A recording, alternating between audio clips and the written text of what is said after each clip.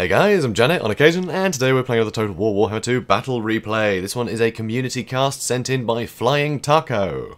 I love that name. I love that name, dude. It's amazing. Anyway, he's playing Lizardmen, and he's against the Tomb Kings, which is a fairly even matchup, I feel. It's fairly even, but there's definitely a handicap here, which I think is very unsportsmanly, which we'll get into. But this is a cool looking army. I really like it. The Saurus Warriors, they're a lot more resilient than the Skinks. They're not going to terrify away as easily because they have higher leadership, and they can kill any of the skeleton units pretty easily. You know, it's just a matter of time. You've got to just constantly hit them with things like chariots and the rest of it to get through them. They're very difficult to get through, just with your infantry. You know, Tomb Guard, they don't really have the armor to stand up against Saurus Warriors for very long. It's not ideal for them. So yeah, Saurus Warriors I think are really good. Good selection in this army. Also, he has a Saurus Old Blood leading, so obviously great armor piercing, anti-large, very, very handy. And he has 2 feral carnosaurs. The problem with feral carnosaurs, historically, has been you shoot them with a load of bow shabti, they rampage, and then they're fighting halberds for the rest of the fight, and there's nothing they can do about it, and then they die. It sucks. But cold-blooded now will remove rampage, so that is a very useful tool in the arsenal. So suddenly feral carnosaurs can really get a lot of work done. You can keep control over them for longer, and if you can keep control over them, that's their main weakness completely countered. It's amazing. I love it. Also here, Skink Priest of Heavens. So small spellcaster. He's not really a big target for things like the Ushabti, but he is a bit squishy. He's quite small, so he could get ambushed. It's not ideal, but he's definitely got a good spell selection. Here you can see he has Curse of the Midnight Wind and Wind Blast. Wind Blast is great because it's great against infantry, and it's not great against armor, but there's no armor really in that Tomb King's front line, so that's perfect. And Curse of the Midnight Wind for lowering armor and melee attack on the bigger units, lovely. Works great. Absolutely love it. Also, he has 2 feral cold ones. Never see these guys.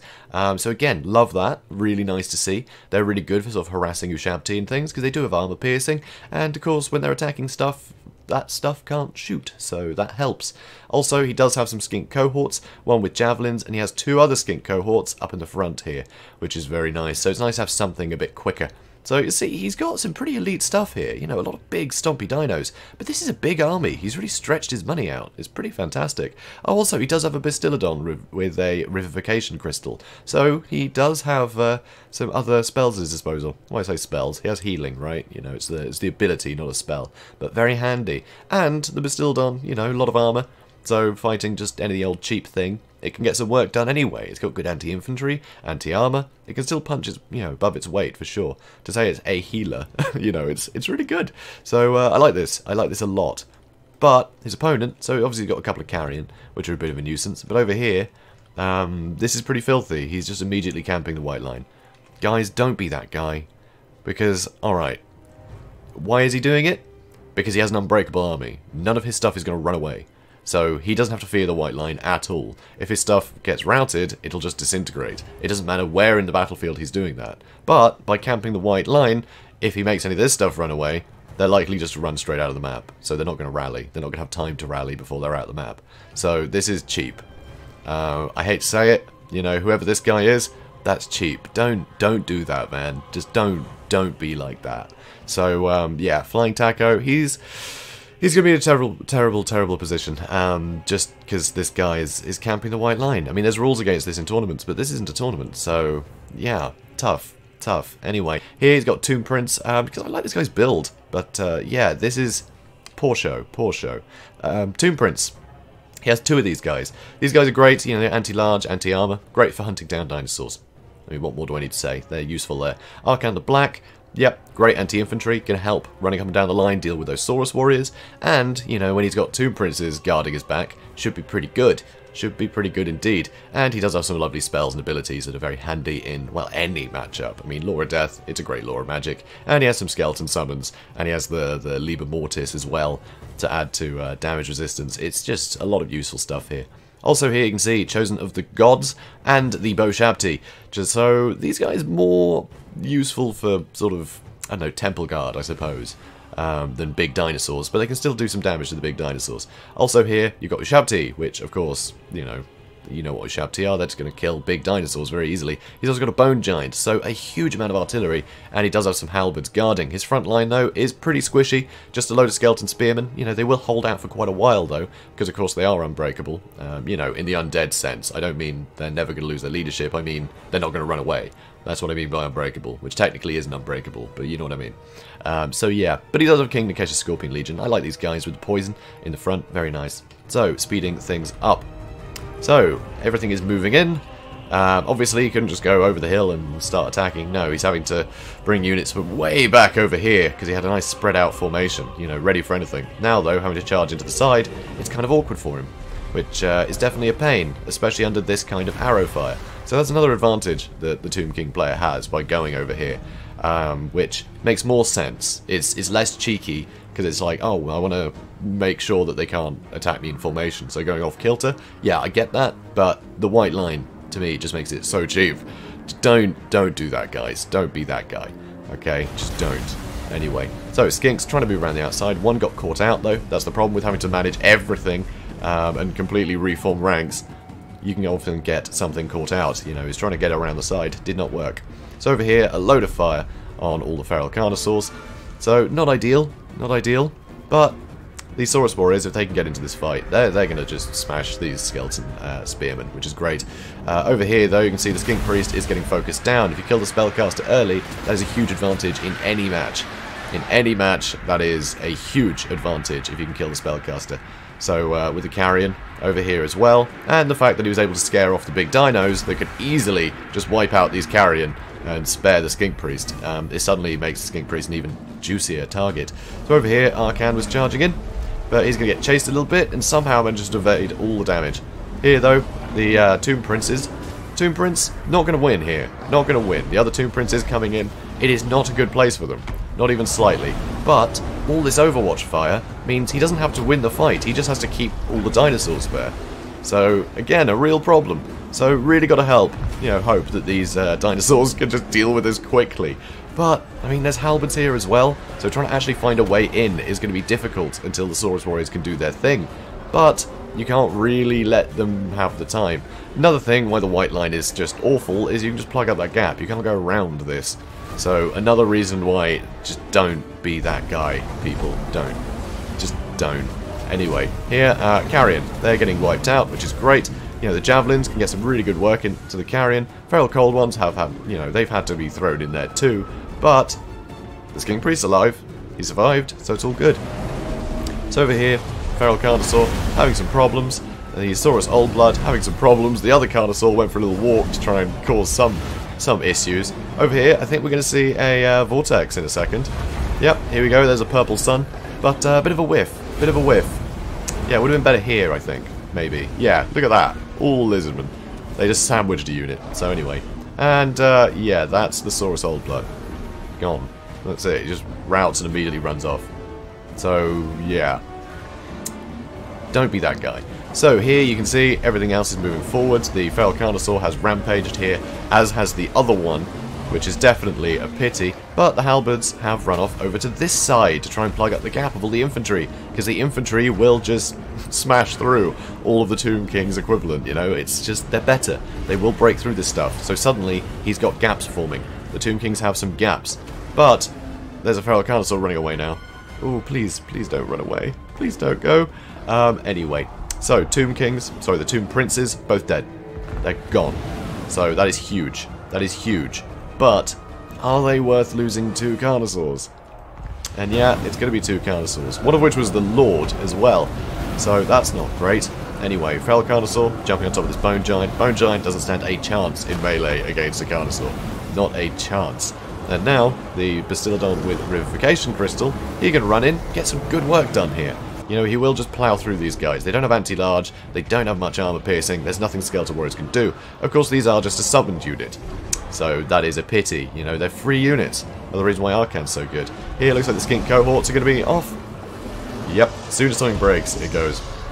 Such a pity. Anyway, Feral Cold Ones are rallying, which is definitely nice. Ushabti did get summoned over here, which is not great for the Saurus Warriors. That is one way you can kill Saurus Warriors, is summon Ushabti on top of them.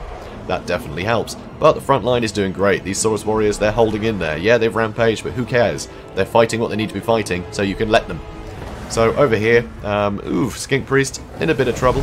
But this Bone Giant is being just torn to shreds. And this Bastillodon, I'm pretty sure, decides to trade in, decides to swap in here. And I think maybe, yeah, the Feral Cold ones. And the Carnosaur can start getting over here. As you can see, there's just been some Saurus warriors chasing these Ushabti for quite some time. And now with Ushabti in the trees, it's going to be difficult for them to get shots off. I know the trees don't block as much missiles as much as they used to. Because the trees used to be essentially a brick wall. You could never shoot through them at all. But they decided to change that quite significantly. It doesn't block half as much as it used to. Because it basically made, like, Wood Elves, with their bonuses in trees, they were still debuffed if they were shooting from trees, because they just keep hitting trees. I think that was the main reason for changing it. Because, yeah, there was a unit that had a bonus that was actually a debuff, because it's still a bad idea. You know what I mean? Anyway, so you can still shoot through trees a bit, but this is dense. This is a lot of stuff to shoot through if he wants to shoot over here. So, yeah, not great to be hanging out in trees here. Not ideal. So here, the Tomb Guard, they are fighting these Skinks and Saurus Warriors, and I mean, they should win that. I mean, this stuff is so injured already. But these Tomb Guard really shouldn't be in the front line. They need to be over here defending stuff, I think. But it's tough, you know, everything's so split up at this point. And amazingly, the Lizardmen have the advantage for maneuverability. So Arcan has been taking a lot of damage from this Feral Carnosaur. He is getting Spirit Leeched, and unfortunately this Saurus Warriors unit has rampaged, so soon he is going to turn around and attack the Skeleton Warriors. Which is a real pity, because you really wanted to keep that pressure on, keep these guys together, but nope, they're going to be attacking 3 units. These are a summoned unit, so any damage they do is, well, brilliant. So, yeah, the Saurus Warriors don't want to be fighting this stuff because they're not getting any value from it. They can just wait for these guys to disintegrate and fight something else, but they can't if they rampage. And, yeah, all the cold-blooded, that needs to be used on the Carnosaur, because he's under a lot of attack here. But luckily, these Chosen of the Gods are almost out of ammunition, and so are the Ushabti, so he doesn't have to last too long. Here you can see Arcan is actually crumbling now from being chased by that Carnosaur. MVP, this guy. MVP. And the Carrion charged in to try and stop him, to try and spare Arcan. I'm going to keep zooming out here. Going to keep moving back so we can see him fall. And there he goes. Beautiful. So here, Carrion, they're disintegrating now. And low leadership, low ammunition. Ammunition actually has a massive effect on the balance of power. If you have a load of archers and they all have no ammo, they're basically worthless in, you know, the calculation for this. They're not considered, even if it's Ushabti, that yes, are fairly heavily armoured, have good armour-piercing weapon strength. They can still do work. They count for sod all, because they have no ammo, and that's their purpose. You know, if archers don't have ammo, they're not considered useful. So, that's dangerous. But, even saying that, there's a Carnosaur, you know, Bastillodon Revivification Crystals, that's what, 2600 right there. Half a Spellcaster. I mean, not a huge amount of value there, I guess half a Spellcaster in this case is something like 500 funds. And there's some Saurus Warriors left. So, you know, I'd say there is an advantage here in terms of funds anyway. So stuff does start to crumble and disintegrate, and there it goes. So, it was looking bad. It was looking very bad for a while there. Very bad indeed. I think the Tomb King player, just, he couldn't plug up all the gaps. You know, he couldn't. I mean, these guys, like I said, they didn't have to get any killing done, they just had to keep the stuff busy, right, while the ranged units got all the kills. And that almost worked. That almost worked. That was almost a fair trade, but with all the ammunition spent, and, you know, by the time that was over, most of the spearmen had been just beaten up. There were loads of infantry in the back. It was very difficult to keep all that stuff safe. So the halberds were relegated to fighting skinks, because something had to be fighting them, and it just meant Flying Taco just had that beautiful route, you know, down the back of the map and could focus on whatever he wanted. And in this case, it was, yeah, it was a lord for a lord, tooth for a tooth. Fantastic. So, yeah, I'm pleased to see that Flying Taco won this, because, guys, don't be that guy. Don't do that. Burning Apollo, come on, man. Do better. And if you're seeing this, I'm sure you will in future, because you don't want this again. Yeah, that's right. Yeah, you've been warned. But yeah, don't camp the white line. There's rules in tournaments because it's abusive, especially when you have an unbreakable army. Unbreakable meaning they don't run away. I don't mean they don't lose leadership, you know what I mean. But yeah, it's just don't do that. Don't, guys. So Flying Taco, awesome win, because it was looking terrible. I thought it was going to be a loss. I was genuinely thinking, why did Flying Taco send me this? Is it just to be like, look at this guy, what the hell? No, he actually managed to get a win out of that, and I love to see battles like that. When someone is doing something really cheesy, or, you know, just exploiting something in the game, and they get beaten, it makes my day. I love it. I mean, I hate to point fingers and stuff, right? But just don't be that guy, you know? So guys, enough of me ranting. I know, very, you know, very heated today. But it was a very fun game, and beautiful win for Flying Taco. So yeah, really well played, and thanks for sending this in. And guys, if you enjoyed this, please do comment, like, and subscribe, and I will see you in the next one. Have a good day, guys.